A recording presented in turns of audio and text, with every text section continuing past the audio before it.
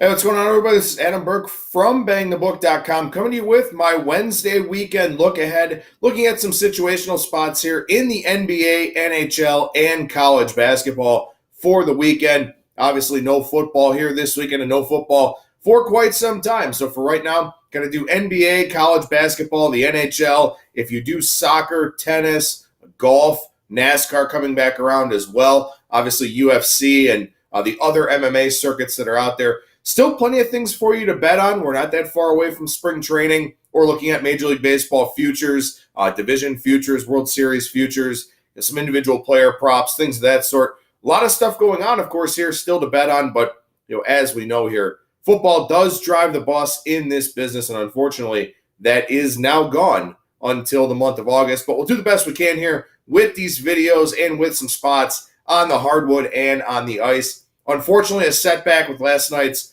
three-pack, only 1-2 in those games. Wound up being a coin flip game there between the Clippers and the Hornets. Did get that over in the Utah State-Fresno State game. But obviously Valparaiso, very good first half there against Illinois State in what was a pretty surprising outcome, to say the least.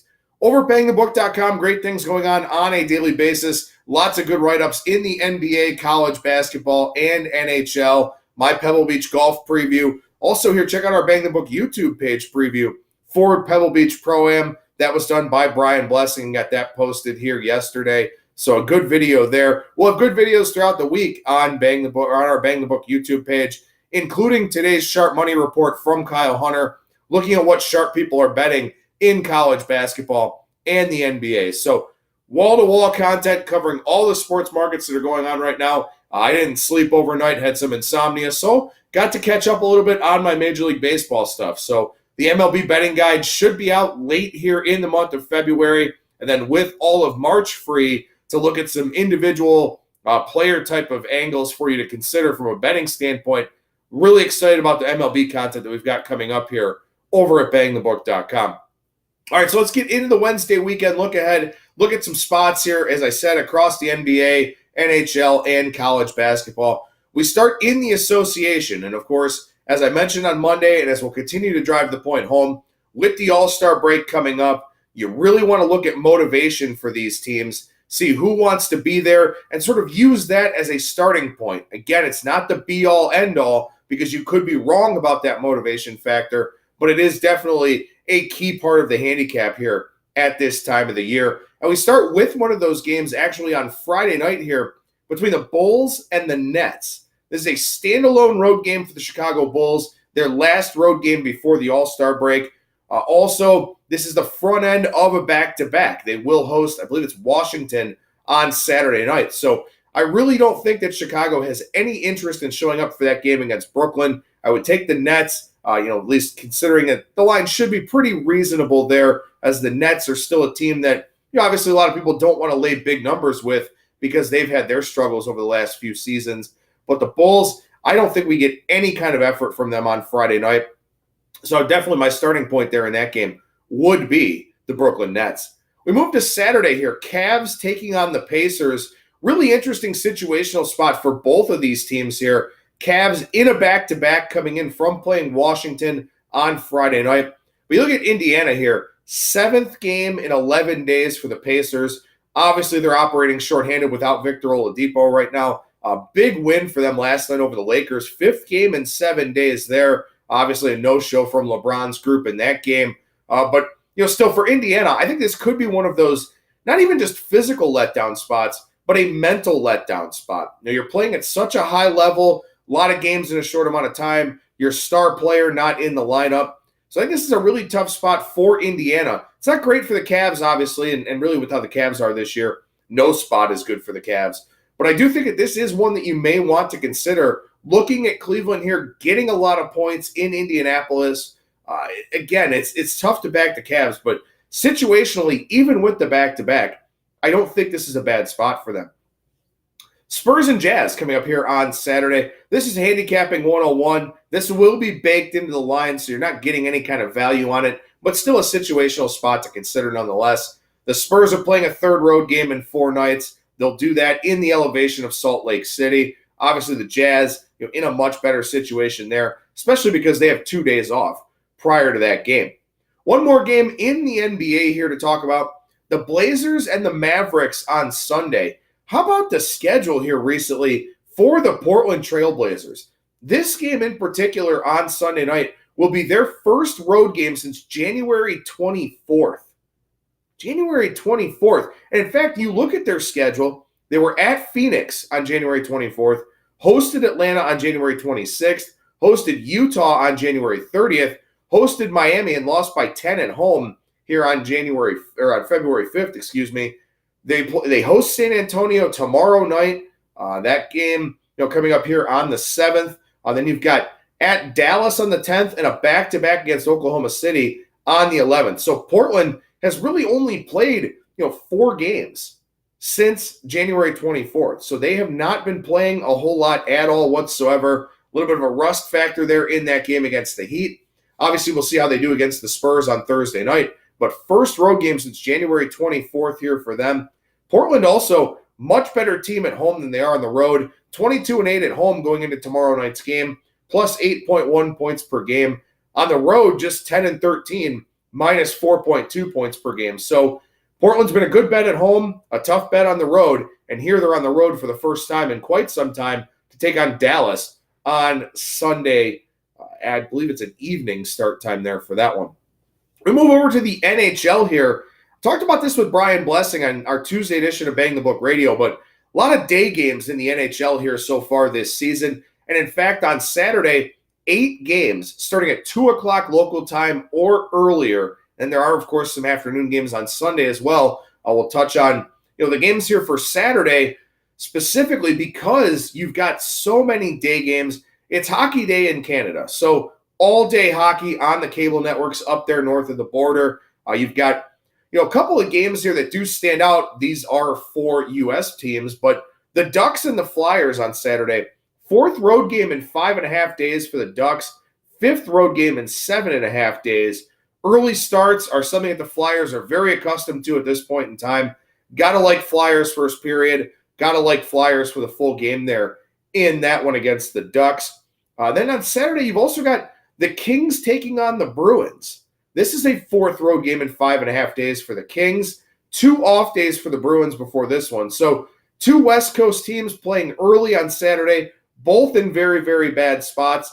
If those wind up being too chalky for you, I think a moneyline parlay of the Flyers and the Bruins is certainly an angle that you can look to consider. But I think both the Ducks and the Kings in very, very challenging spots here on Saturday. How about the Predators and the Blues? So they play at 1 o'clock Central Time in St. Louis on Saturday. Then they play each other again in the Music City in Nashville on Sunday with an 11:30 a.m. local time start because that's the NBC game of the week. 12:30 start time there for that one. So very quick turnaround, a home-and-home, rapid revenge type of situation there for the Predators and the Blues on Saturday and Sunday. So could be some actionable betting angles as you look at that home-and-home set in the Central Division. Finally, we transition over to the college basketball side of things here. Got a handful of spots to look at for this weekend, and let's start on Saturday with FIU. The Panthers, the fastest team in college basketball from a tempo standpoint. They are in a very tough spot on Saturday. They play UTSA on Thursday night. What do we know about Conference USA? And really a lot of these conferences here, these road games are grouped. So after you play UTSA, you play UTEP. So FIU plays the second game of that Texas swing in elevation against the Miners. The Miners will be a clear home dog in that game, even with the spot, potentially built into the line. But FIU, they love to run the floor. Could see some defensive fatigue late in the second half of that game against UTEP. I don't know if I'd look to back the Miners because they're just not a very good team. But I do think the over very much in play there on Saturday evening because you run into a situation where FIU will run the floor, will keep doing what they do offensively, but maybe that effort level on the defensive end kind of slacks off a little bit. So I look at the over in FIU and UTEP on Saturday from a situational standpoint. Big time game on Saturday here. Duke versus Virginia, the rematch of what was a phenomenal game in the month of January here. Both teams shot over 50% from the floor in that game, even though the teams combined to go just 5 of 31 from three-point land in that matchup. only Maryland has had more points per possession than Duke had against Virginia in that first meeting. So Virginia looking for a little bit of revenge here, obviously looking to play better on the defensive end of the floor. But one thing that does stand out to me, and this isn't necessarily for this weekend, Virginia's got to go and play in Chapel Hill against North Carolina on Monday. So there's a situational spot for you to consider, maybe with the overnight lines that get posted on Sunday. But Virginia in a very, very difficult spot after this Duke game. Obviously, all of their energy and efforts will be put on that game against Duke. So we'll see how they fare against North Carolina on Monday. I would definitely look to back the Tar Heels there in that one. As far as this one goes, I'm not entirely sure. I mean, Duke obviously showed that they can shoot the ball well against that Virginia pack line defense. Virginia played pretty well offensively in that first game as well. I believe that game was played to 66 possessions. I would think that with Virginia at home, they control the tempo a little bit better. So maybe you want to look for an under because I don't think a lot of people expected that first game to be, with both teams in the 70s like it was.